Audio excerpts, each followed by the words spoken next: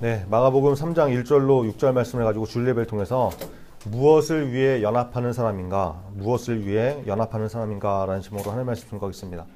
마가복음 6번째 시간입니다. 오늘 본문은 예수님께서 안식일에 한쪽 손 마른 사람을 고쳐주시면서 벌어진 사건인데요. 오늘 말씀을 통해서 함께 연합하는 것은 참 좋은 것이지만 악한 의도로 연합하는 것은 죄악이기 때문에 그런 죄를 짓지 않기를 결단하는 저와 여러분 되기를 바랍니다. 오늘 본문 1절에 보니까 예수님께서 다시 회당에 들어가셨죠. 거기에 한쪽 손 마른 사람이 있었습니다. 여러분, 회당이 어떤 곳이라고 했어요? 혹시 기억나세요?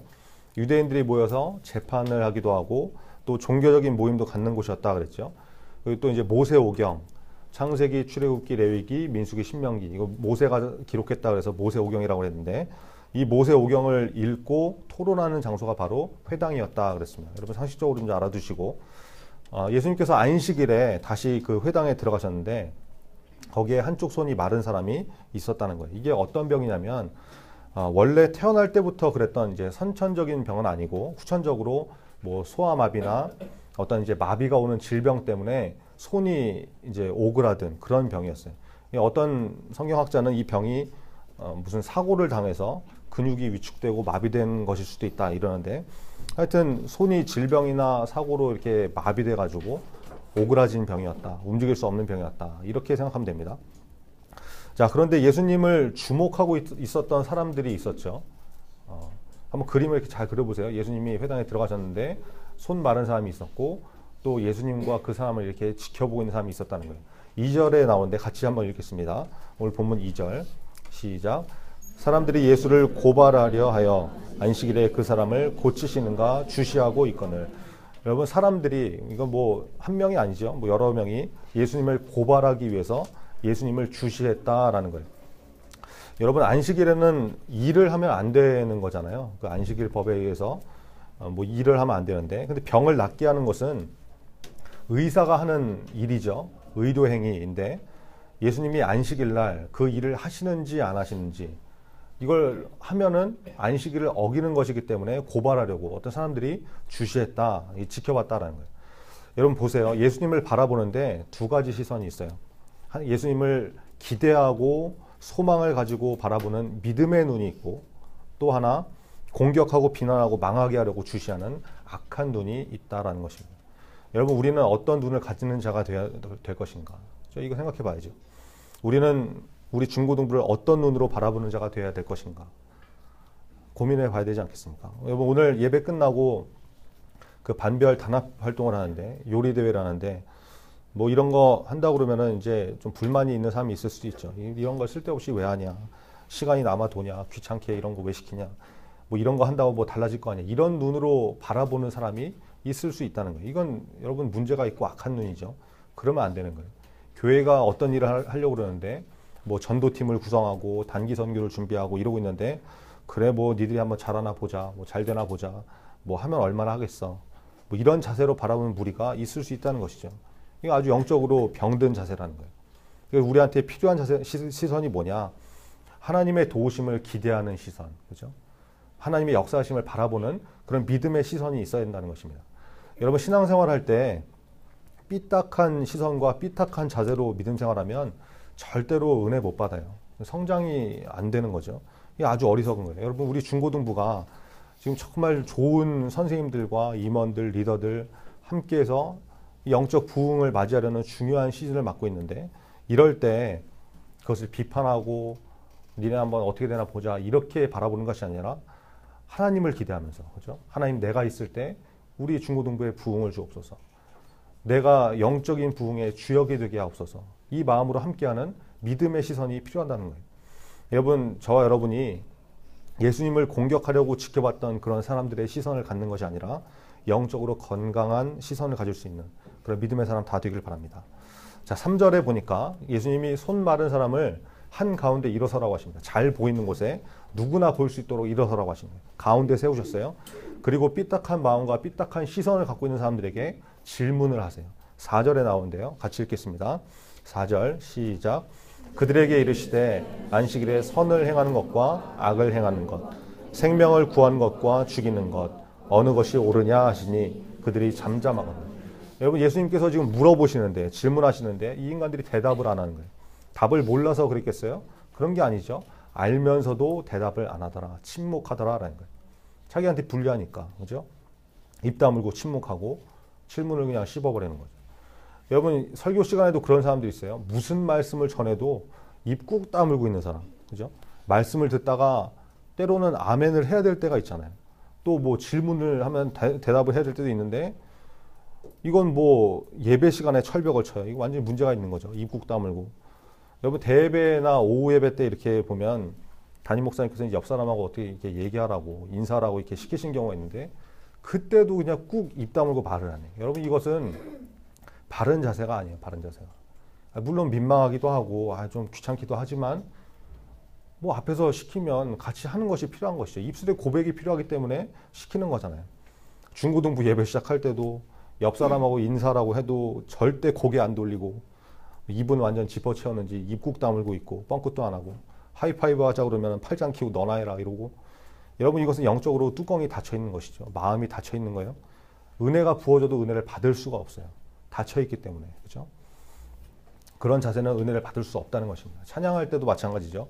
앞에서 찬양 인도를 하는데 입 다물고 부르지도 않고 뭐 박수도 절대 안 치고 여러분 이것은 완전 영적으로 손이 말라 있는 것이죠.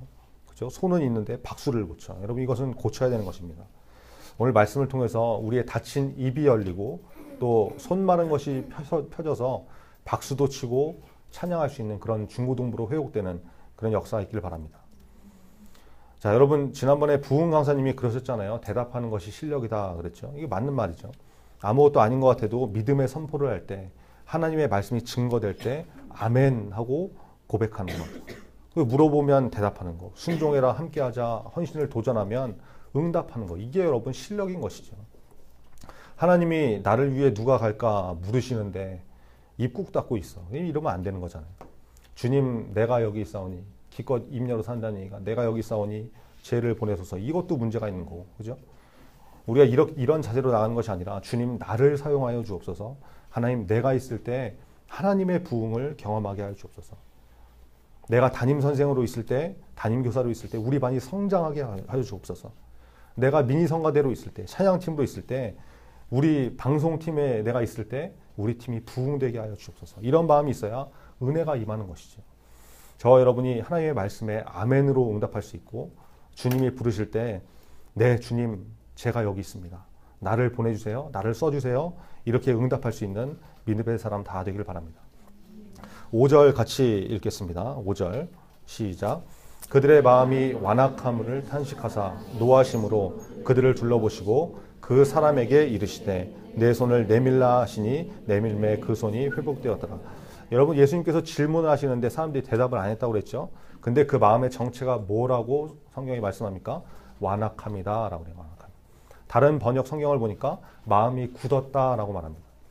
여러분 손이 오그라진 사람, 손이 굳은 사람 겉으로 볼 때는 그 사람이 문제인 것 같지만 더 심각한 것은 마음이 굳어 있는 것, 마음이 오그라져 있는 것, 이게 진짜로 심각한 것이죠.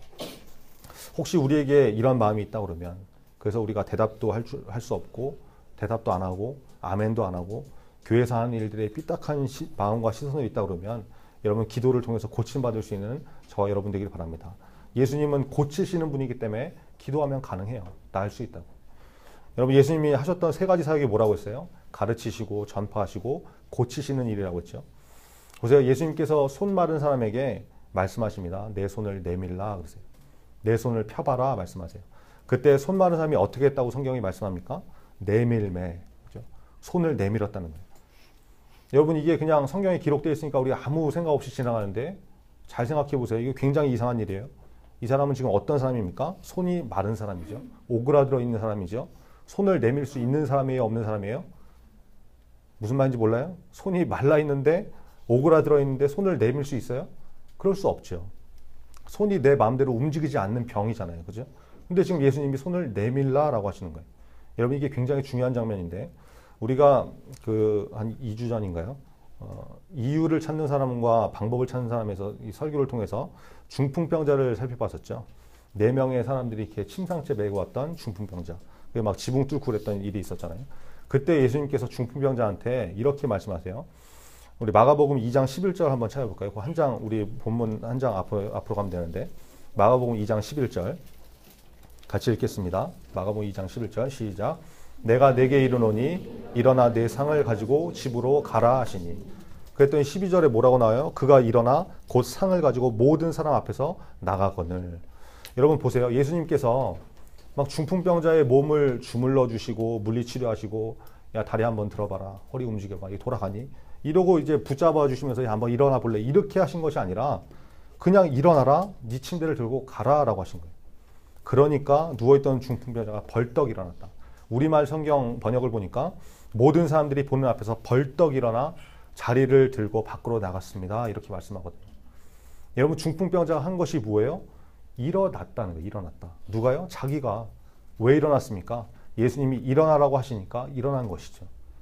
잘 생각해 보세요. 예수님께서 일어나라고 말씀하셨을 때 중풍병자가 지금 누워 있잖아요. 그죠?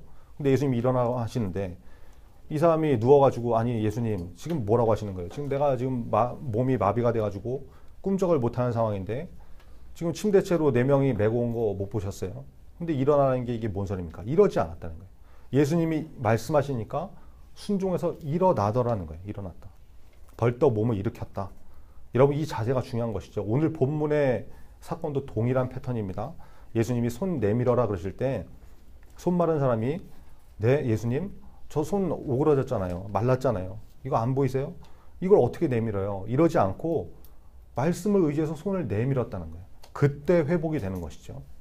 여러분, 겉으로 볼 때 먼저 정상이 되고 그 다음에 손 내미는 것이 순서에 맞는 것 같지만 예수님의 기적은 그런 것이 아니라 상황은 변하지 않고 그대로이지만 말씀을 의지해서 순종할 때 그때 기적이 나타난다는 거예요.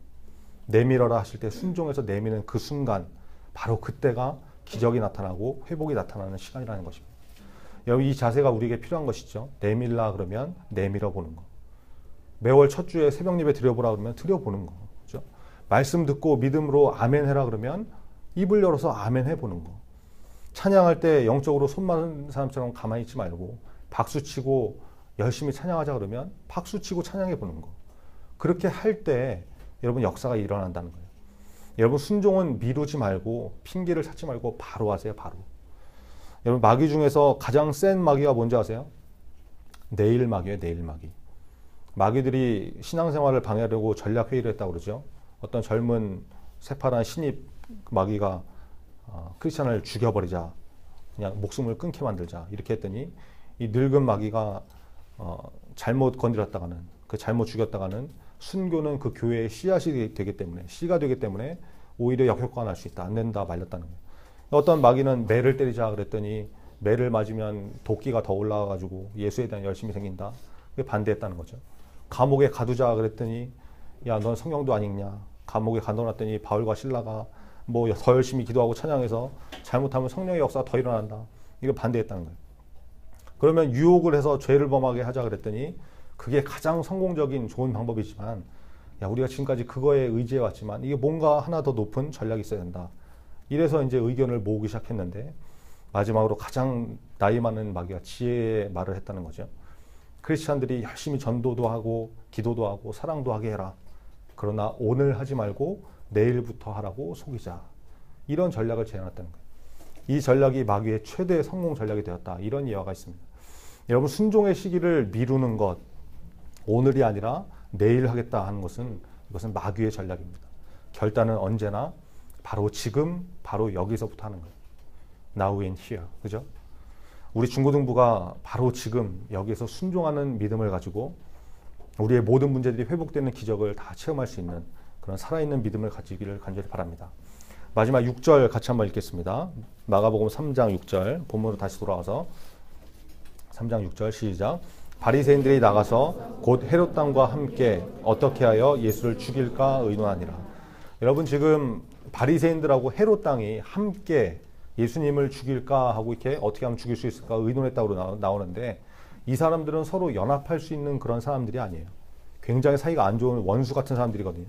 바리새인들은 율법과 전통을 중시하는 종교적인 집단이고, 헤롯 왕은 당시 로마 정권을 지지하고 신앙하고는 전혀 이렇게 관계없는 완전히 세속적인 정치 집단이었거든요. 그러니까 우리말로 하면은 뭐 일제시대 때 일본 편에 서서 일본을 지지하는 사람과 같은, 완전 매국노 같은 그런 사람들이죠. 그러니까 이 바리새인들하고 헤롯 당은 말 그대로 원수같이 지내고 하나가 될 수 없는 그런 사람들이에요. 연합하고 섞이고 그럴 수 없는 사람들인데, 지금 예수님을 죽이고자 하는 일, 공격하는 일에는 연합을 하더라라는 거예요. 여러분, 우리는 어떤 일로 연합을 하는 사람들입니까? 내가 순종하는 일에 연합하는 사람인지 아니면 불순종하는 일에 연합하는 사람인지, 이거 점검해 봐야죠. 여러분, 어떤 일을 혼자 할 때보다 여럿이 하면 이상하게 마음이 든든하죠. 그죠?